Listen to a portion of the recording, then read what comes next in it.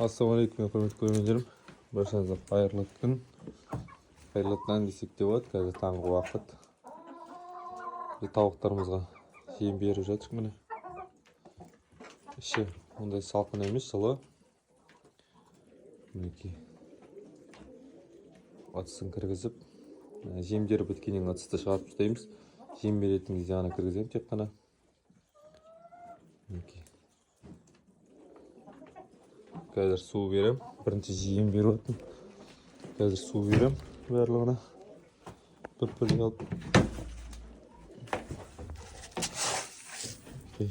Так, мыналарға қояндарға картоп пен морковтың қабықтарын берем. Көгершіндерге бидай берем. Чисті. Осы бұйыртса таңғы тамақтандыру тауықтарымызды.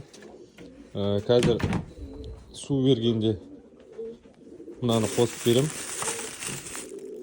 Мына седеменді қосам су беретін кезде, жем беретін кезде мынаны қостым.